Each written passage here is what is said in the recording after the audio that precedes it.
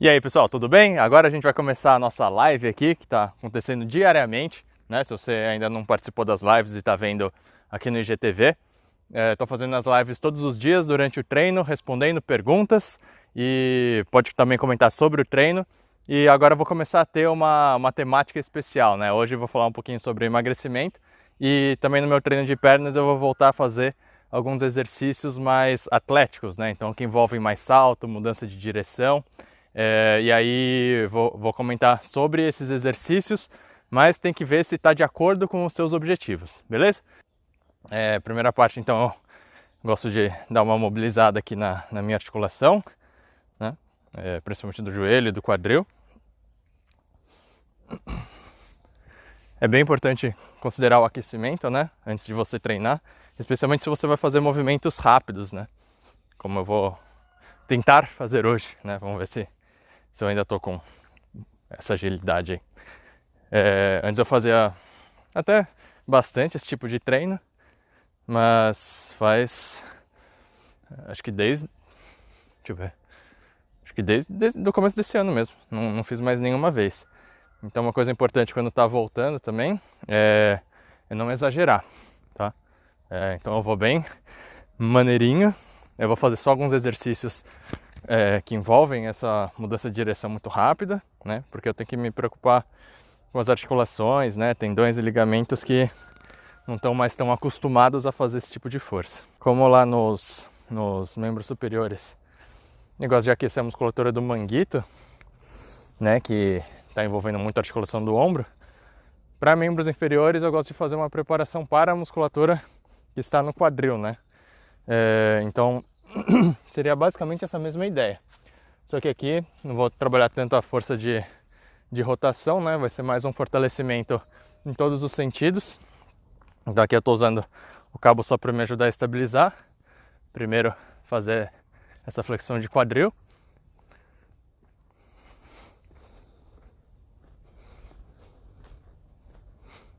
Só alguns movimentos, realmente só para ativar essa musculatura. Fazer agora uma adução. Vai trabalhar a parte interna da coxa.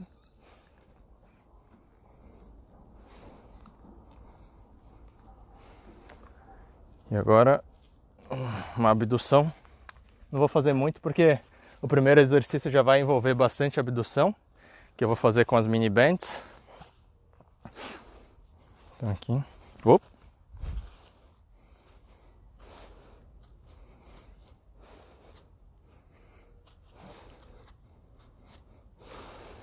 Beleza. E aí no desenho do treino, como é que vai ser? Como eu quero fazer alguns exercícios de explosão e agilidade, esses exercícios vão ficar no começo do treino. Claro que depois da parte do aquecimento, né, que eu já estou fazendo agora. Então quando eu vou ter exercícios que envolvem mais mudança de direção, velocidade, saltos, eu faço isso no começo do treino, porque você precisa de um componente neural, né? Tipo, os seus neurônios têm que conseguir enviar um impulso muito forte para isso acontecer.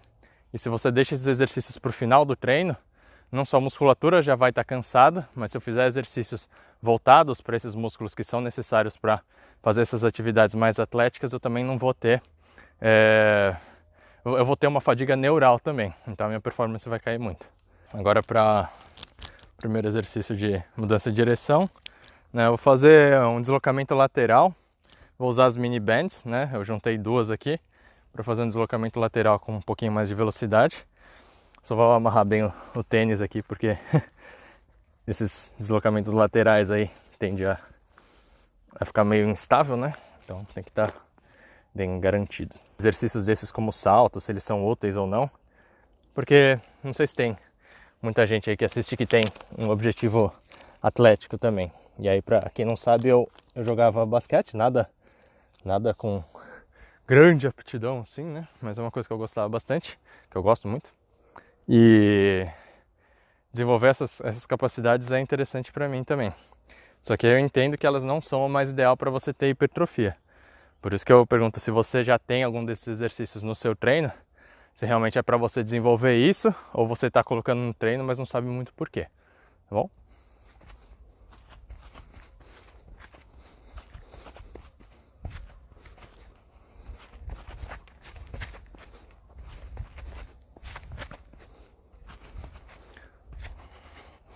que é esse deslocamento lateral. Com mais velocidade aqui, vai. Peraí.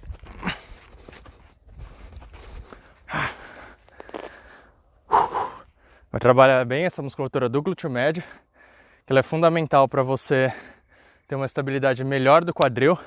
Quanto mais estável e mais controle você conseguir ter das articulações em movimentos rápidos, menos energia você vai gastar para reestabilizar, e aí você consegue realmente utilizar essa força a favor da tarefa mesmo, para você conseguir performar melhor. Mas eu tô bem mais lento que antes. Tudo bem? Academia de bairro, bem básica. Fala, Caião. Tudo bom? Eu acho que essas academias de bairro são as que mais ficam desesperadas e as que menos vão acatar realmente as boas práticas aí de contenção de contágio, né? Porque acho que são as que mais perderam, né? Se é uma academia, tipo, só tem essa unidade, né? Não tem toda essa rede, nunca lucrou demais e tal, acaba ficando desesperado mesmo, né? Então entre fechar e correr esse risco, a pessoa às vezes corre esse risco. Vamos lá. Tá, o músculo mais importante para estabilização da articulação do joelho é o glúteo médio, que é esse que eu acabei utilizando bastante aqui nesse exercício. Deixa eu só jogar as mini bands aqui. Só dar uma massageadinha no joelho, só pra ver se tem algum pontinho que incomoda. Passa dos 30, tem que começar a olhar as articulações aí. Acaso. Vamos considerar alguém que é obeso, né? A pessoa que, se ela for lá e reduzir demais o peso corporal dela muito rápido, muito provavelmente a pessoa perdeu massa magra também, musculatura, e ela vai ficar eternamente nessa sanfona, sabe? Então ela acha que para ganhar massa muscular tem que estar num bulking enorme, né? Então ela vai ter que comer demais para conseguir ganhar essa massa muscular, e aí para perder peso ela acha que ela tem que cortar tipo para 1/3 do tanto de calorias que ela comia. E aí assim, em termos saudáveis, o que pelo menos eu vi, não sei em relação assim, estudos científicos e tal, mas uma perda saudável pode ficar em, tipo, se não me engano, 1% ao mês. Agora tá me fugindo o número, cara. Mas uma perda não tão grande assim, sabe? A pessoa perder mais de quilo por semana, é muito maluco isso. E aí tem que pensar que quando a pessoa tá começando a emagrecer, provavelmente é porque ela já comia muita besteira e tal. E aí logo que ela começa um programa de emagrecimento, uma dieta, se ela for muito radical, por exemplo, muito do peso que ela vai perder vai ser por retenção hídrica, né? Então quando a pessoa tem o costume de ingerir muita coisa com sódio, né, açúcar e tal, a pessoa acaba retendo muito líquido, e aí quando ela corta drasticamente, tipo, é comum na primeira semana a pessoa vai lá na balança, né, se pesa e tá tipo 2 quilos mais leve, fala, nossa, se eu perdi 2 quilos em uma semana, em 2 meses eu desapareço, né? Aí a pessoa fica meio maluca em relação a isso. Então realmente tem que pensar. Já recebi perguntas de gente que a pessoa era obesa, né? Começou o ano obesa, e aí agora no meio do ano perdeu já tipo 30 quilos. E é muito rápido, e aí em aspectos estéticos, né? Principalmente tem que pensar que a pele da pessoa não dá tempo, né, de acompanhar essa perda de peso muito rápida. Então acaba ficando com aquela flacidez, assim, sabe? A pele não consegue ir acompanhando, né? E aí ela fica frouxa, né? Fica pendendo aqui, assim. Então tem muita gente que às vezes tem que recorrer a algum tipo de cirurgia se quiser melhorar isso, mas também não acho a melhor ideia. Para você assim, que já treina, né, tem um bom percentual de gordura. Bom percentual de gordura, eu falo percentual de gordura relativamente baixo, né? Vamos falar aí na casa dos 15%, não sei como que é o seu caso. Também é interessante você reduzir aos poucos, porque você tem que se preocupar principalmente com a perda de massa magra, tá? Qualquer dieta que é absurdamente restritiva, e faz você perder peso muito rápido, você inevitavelmente vai acabar perdendo massa magra e ganhar músculo, especialmente se você já treina há algum tempo, é muito mais difícil do que emagrecer, tá? Então procura levar isso aos poucos, né? Eu acho que as quantidades do que você come e procurar ingerir alimentos que te dão uma boa saciedade, né? Que é essa tipo, você não fica com tanta fome, né? Tanto apetite. Então você seleciona alimentos que tenham uma densidade nutricional baixa, né? Então, por exemplo, se você pegar um bombom, desse tamanho assim, ele vai ter 100 e poucas, 200 calorias. Mas para você ter 200 calorias de brócolis, por exemplo, você vai precisar de um tanto assim de brócolis. E aí isso, mecanicamente, quando você ingere alimentos grandes, né, em volume mesmo, no seu estômago, quando ele fica cheio, ele sinaliza para o cérebro que não está mais com fome. Esse é o problema de quem ganhou muito peso ou tem essa dificuldade, é porque normalmente faz escolhas ruins, principalmente em relação à densidade alimentar, né? Então pega alimentos que carregam muitas calorias num espaço muito pequeno. Aí assim que digere, né, ou também não ocupa muito espaço no estômago, toda hora fica com essa sensação de estar sempre com fome, né, e nunca tá saciado. Para você que já treina, tem que tomar cuidado sim. O macronutriente mais importante que você tem que considerar é a proteína. Muitas vezes se a pessoa está indo para um cutting, é comum até às vezes aumentar a quantidade de proteína por quilo de massa corporal que você tem, né? Então, digamos, uma pessoa normalmente vai ingerir, naquele clássico de 2 gramas de proteína por quilo de massa corporal. Às vezes quando a pessoa está num cutting mesmo, ela está num déficit calórico, digamos que você tire 10 a 15% da quantidade de calorias que você come. Às vezes você tira dessas calorias totais que você está tendo de carboidrato e proteína, né? Você tira uma quantidade até maior e aí compensa com uma quantidade um pouquinho maior de proteína. Isso acontece porque quando você está em déficit calórico, o seu corpo ele naturalmente vai tentar conter os gastos, certo? Então músculo é muito dispendioso em termos de energia. E aí ele muitas vezes vai acabar recorrendo a perder massa muscular porque está gastando energia em uma situação de desespero, né? Que, nossa, estou tendo muito menos energia do que antes, não consigo manter toda essa massa que eu tenho. Vou acabar usando esse músculo então, porque o músculo gasta muita energia. Então nesse caso é legal até você aumentar um pouquinho a ingestão de proteína para contrabalancear isso. Tá? Já vou fazer ressalva que eu não sou nutricionista, tá? Minha formação é bacharelado em esporte. Mas isso é só de algumas coisas que eu vi, mas só essa ressalva de que o que eu esteja falando pode não estar de acordo com algum nutricionista que você passe e tal. Também posso estar totalmente errado em relação a isso. Não é um tipo de recomendação assim para todo mundo, tá bom? Para quem quer perder mais, o ideal seria mais um funcional? Não, tá? Porque não é a modalidade em si, se é funcional, se é musculação, tal, que vai determinar isso. Para você emagrecer, perder massa gorda, você tem que pensar em aumentar gasto calórico. E aí já eu falo sobre os componentes, né, que envolvem o gasto calórico durante o nosso dia. E você também tem que reduzir o tanto de calorias que você ingere. Então quando você tem essas duas coisas, o seu balanço energético, né, você acaba ficando em déficit de energia. E aí o nosso maior estoque de energia é em forma de gordura, né? Cada grama de gordura armazena 9 quilocalorias. Então, quando você fica nesse déficit, o seu corpo acaba usando gordura, né? Então, o que você tem que pensar? Em questão de atividade, qual delas que vai ajudar você a gastar mais calorias, né? No funcional, se você for pensar, estou tentando entender o que você quis dizer por essa pergunta, tá? É só uma interpretação, posso estar errado.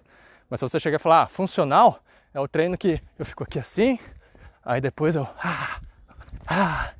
aí depois faço polichinelo, aí depois, sei lá, enfim, esses que você fica fazendo esses circuitinhos, exercícios até com o peso corporal, que não são tão intensos assim por repetição, mas que você fica se movimentando o tempo inteiro, tá? Se você chamar isso de funcional, o que vai acontecer? Você vai ter uma massa muscular grande, treinando, né, trabalhando, né, sendo ativo.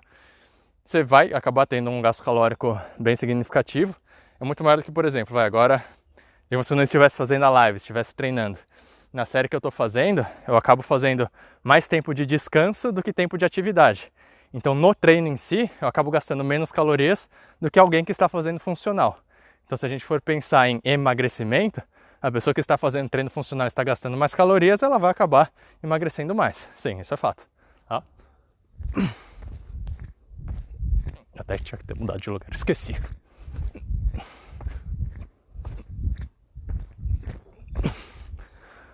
Espero ter respondido, hein? Componentes então da queima de calorias. A gente primeiro vai ter a taxa metabólica basal, né? Que imagina numa situação que a pessoa está acamada, não está gastando energia nenhuma, né? Para se movimentar além da quantidade de energia que a pessoa precisa para sobreviver, tá? Então a gente tem a taxa metabólica basal. Depois a gente vai ter também o efeito térmico da comida, que é o quê? Para a gente ter todo o processo de digestão do que a gente come, você acaba gastando calorias também, né? Então por isso que comidas que já são mais processadas, que já estão mais digeridas, né, mais quebradas nesse sentido, fazem você gastar menos caloria nisso, mas também não é uma coisa que você deve se preocupar tanto assim, tá? Não é um componente tão grande assim do nosso gasto calórico. Então taxa metabólica basal, efeito térmico da comida, exercício, né? Então o exercício propriamente dito, a atividade que você vai fazer. E o ponto mais crítico, que eu acho que é onde tem maior variabilidade mesmo, é o NEAT, né? N-E-A-T. Em inglês significa Non-Exercise Activity Thermogenesis, né? Então a geração de calor, né, por atividades que não são exercício propriamente dito. Então são pessoas que, por exemplo, você pega alguém que trabalha em escritório, né, ou agora home office, e a pessoa fica o dia inteiro lá no computador, né? Ela praticamente não gasta muita caloria além dos dedos aqui que ela está mexendo. E aí você vai comparar com alguém que trabalha em construção, por exemplo, né, um pedreirão lá. E o cara carrega coisa, vai de um lugar para outro, sobe, enfim. Chega a variar em até umas 2.000 calorias por dia que a pessoa consegue gastar mais se ela tem um dia a dia mais ativo. E aí, peraí, vou fazer uma série já comentou uma coisa importante. E depois eu falo também por que eu tô nessa parte que é um pouquinho mais dura, tá?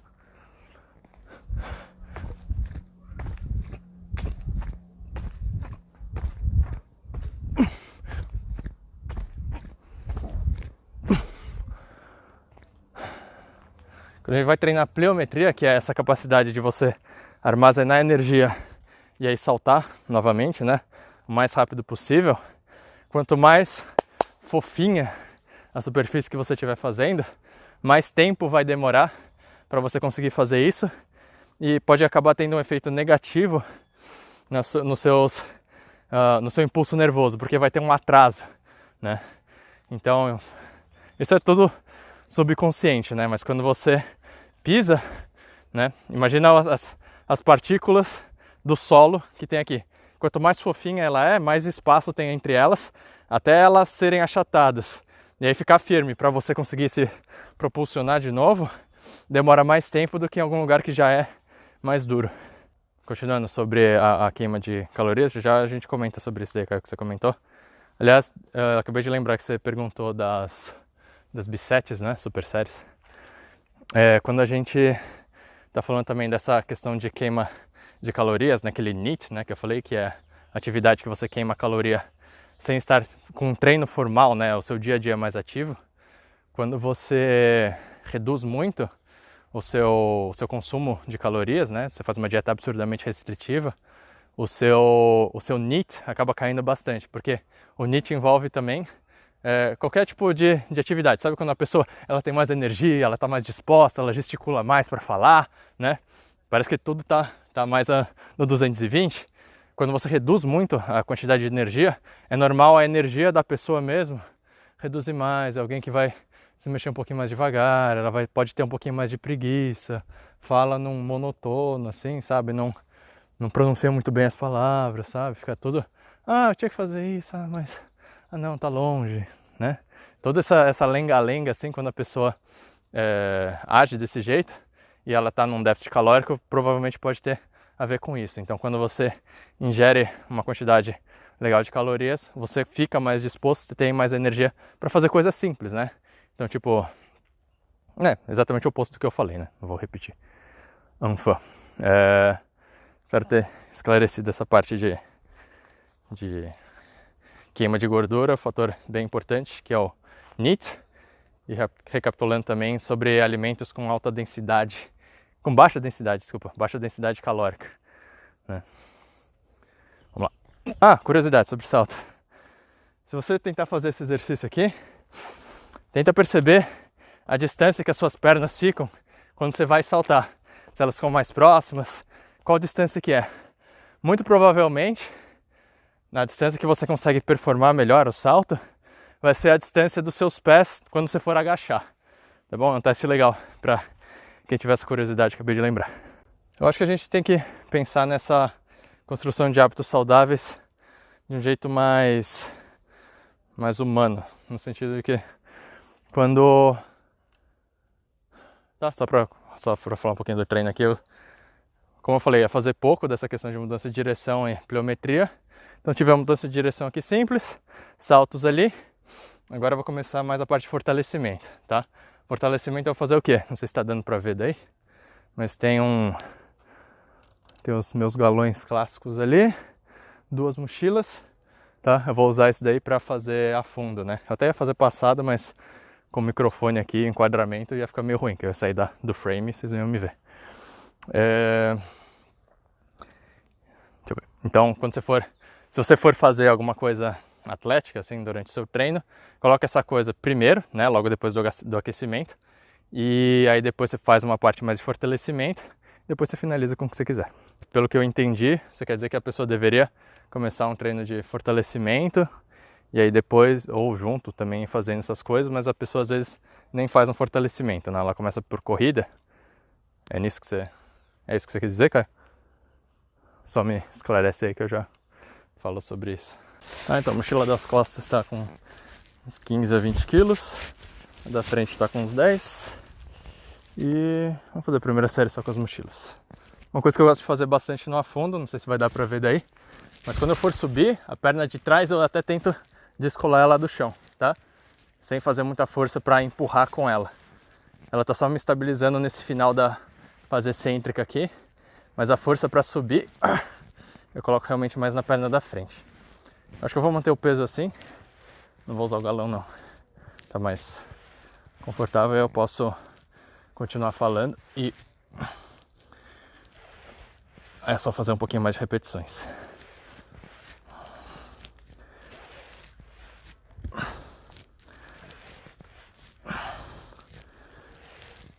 Tá? Se você tem pouca variação para conseguir mudar a carga, boa ideia é fazer isso aqui de fazer unilateral, né? Você pega a mesma carga, por exemplo, se eu fosse agachar com isso aqui, seria muito leve.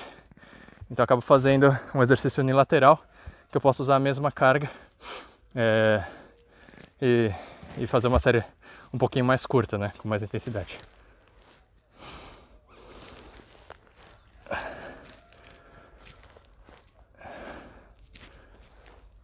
Se a trave estiver atrapalhando muito aí, eu me reposiciono na próxima.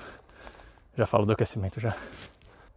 Tá, então quando a pessoa vai começar a treinar, digamos que chega alguém totalmente sedentário na academia, você tem que pensar qual que é o entendimento de mundo dessa pessoa sobre o exercício. É um cara que você vê e, tô pilhado, cara, o que você mandar eu fazer, eu faço. Sangue nos olhos, pá. Às vezes até esse perfil, você tem que baixar um pouquinho a bola. A pessoa não pode estar em nenhum dos dois extremos. Não é o ideal ela estar em nenhum dos dois extremos.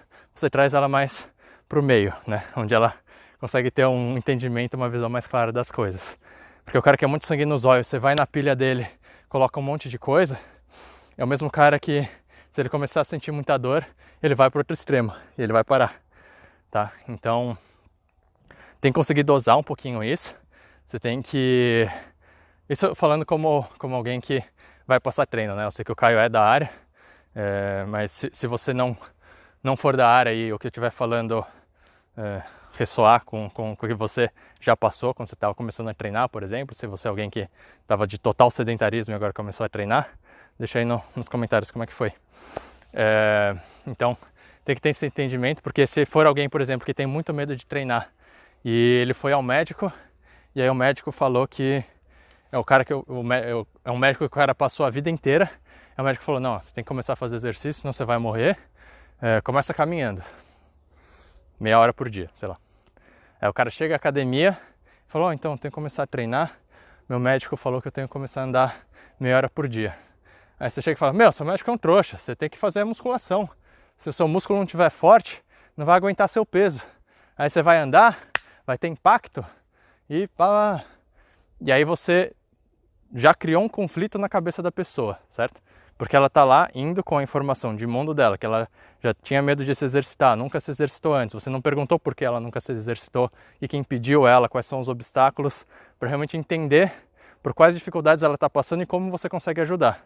Né? Em relação à orientação do médico também, se você vai lá e dá no meio da orientação, porque você aprendeu na aula de biomecânica que músculo é a coisa mais importante, né? Quando a pessoa atrofia, correlaciona inversamente proporcional ao índice de morte e tal, a pessoa tem que ganhar massa muscular, aí você já entra em conflito com o médico do cara que ele passou a vida inteira. E aí vai ser alguém que você nunca vai criar empatia com a pessoa, ela vai sentir que você não entende ele. E aí fica muito mais difícil, entendeu? Tem o ideal, né? O otimizado, que seria para a pessoa ter os resultados, mas tem que pensar qual que é o ideal meio geral, né? Meio fantasioso até, porque isso raramente acontece. E aí você tem que conseguir ter as ferramentas para montar um ideal para essa pessoa atingir os objetivos. Acho que é aí que está o pulo do gato de alguém que consegue ter um bom atendimento, ter uma boa retenção, ter um bom relacionamento com o cliente, que ele basicamente quer buscar uma conexão. Tipo, imagina assim, o cara nunca foi à academia, é um mundo totalmente hostil para ele, né? E aí você chega lá e pá, dá no meio das coisas que ele acredita. Já era, entendeu? Acabou. Se ninguém mais abordar essa pessoa, se não tiver um colega seu que tem esse tato e começa a falar com a pessoa, tente entender o caso dela, 99% de chance dela nunca mais treinar. Então, 90 graus, eu não sei muito, sinceramente, de onde que vem isso, né? A pessoa odeia Pitágoras, né? Mas quando é musculação, o 90 graus está em todo lugar, né? Então, o ombro desce 90 graus, o joelho 90 graus.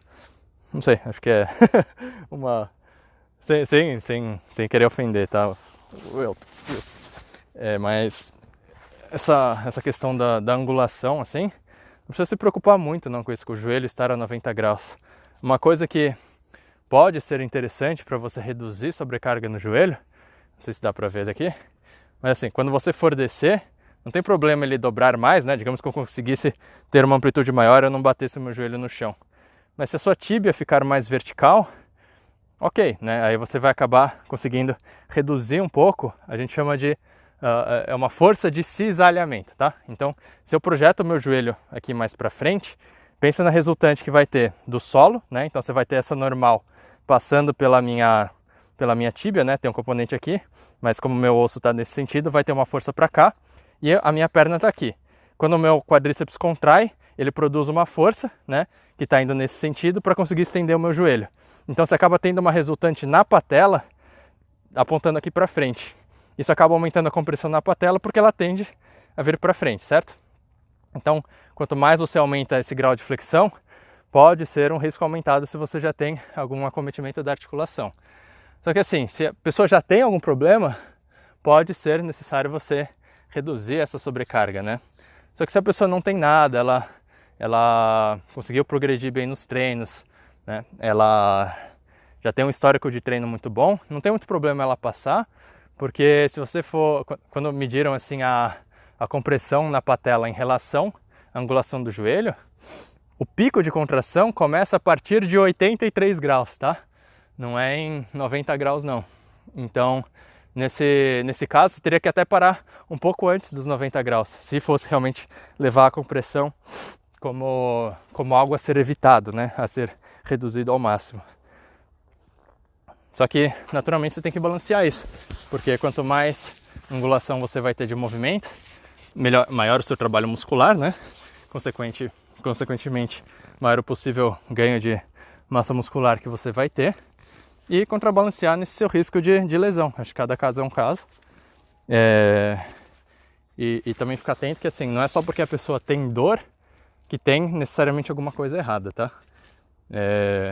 Não errada, eu falo, não necessariamente alguma coisa errada estruturalmente falando. Tá? Às vezes ela tem esse impulso de dor, mas por às vezes ter tido algum trauma ou já machucou o joelho e ficar nesse cagaço de machucar de novo, sabe? Eu mesmo passo por isso de vez em quando, porque eu machuquei já joelho e tornozelo jogando basquete, né? E vira e mexe eu sinto algum incômodo, sabe? Mas não é todo treino. E aí quando isso acontece, eu dou uma adaptada no treino. Eu vou sempre testando, né? Até o ponto que eu consiga fazer. Beleza? Espero ter respondido sobre a questão da angulação. Vamos lá. Bem próximo do limite, cara. Quando você for treinar, especialmente em casa e se você for natural. Sorry. Fazer uma de frente aqui. Espero que esteja legal aí. Qualquer dúvida, pode mandar. Não sei se ficou alguma questão de antes, agora tô pensando.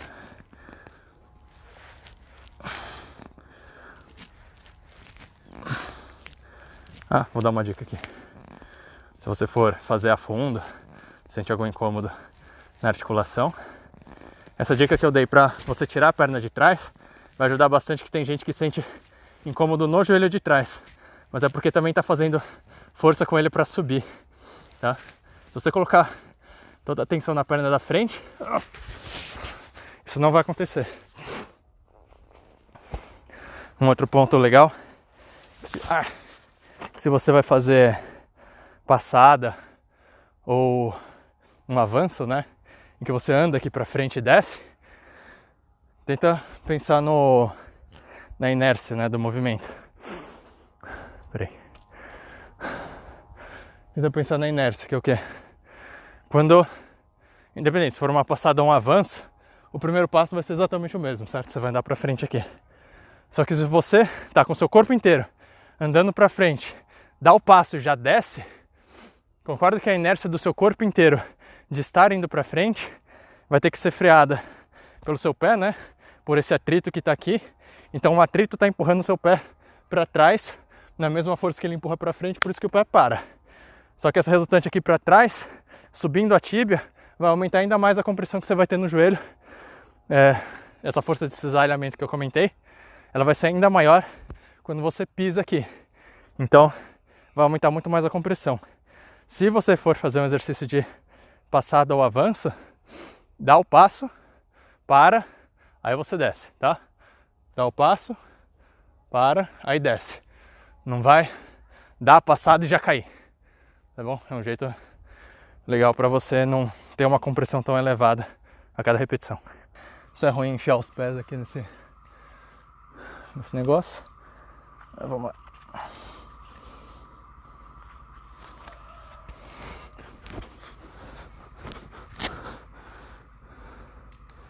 Aqui uma coisa que eu acho que é bom fazer a flexão de joelho junto, né? Desce o quadril, sobe.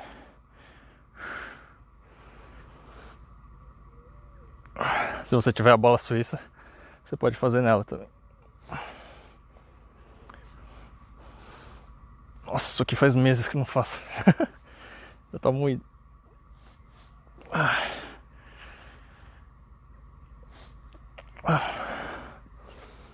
O posterior tá muito fraco. Deixa eu ver se eu consigo fazer um pike aqui também pro abdômen.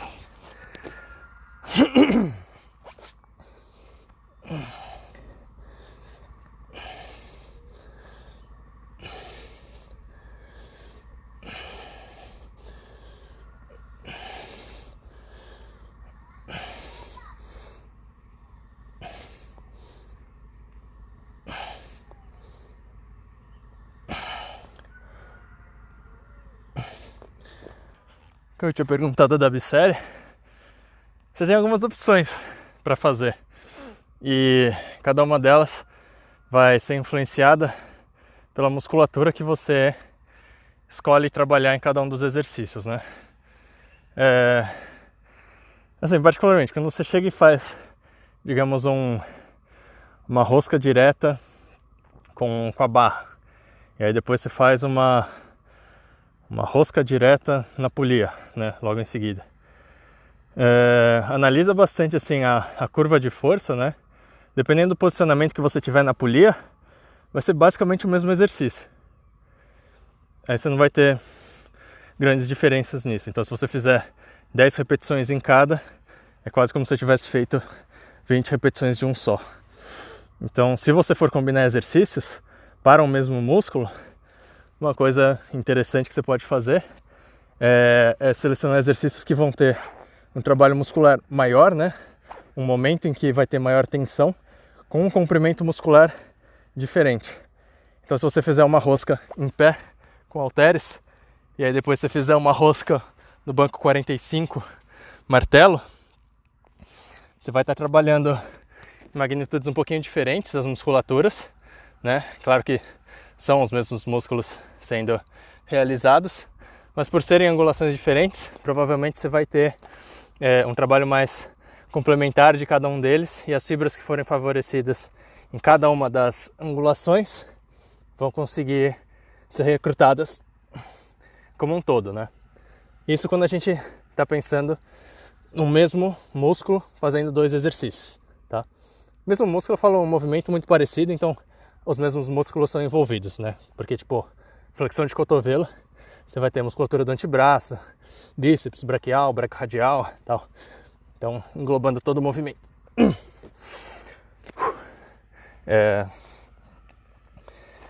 Só que se você chegar e fizer uma bissérie, um modelo que eu gosto bastante é ou em alternância de segmento ou agonista-antagonista, né? Que é basicamente a mesma porcaria, só que um você varia entre superiores e inferiores, outro você varia entre um grupamento muscular que está envolvido em um movimento, e aí você faz o movimento exatamente oposto para trabalhar musculaturas diferentes.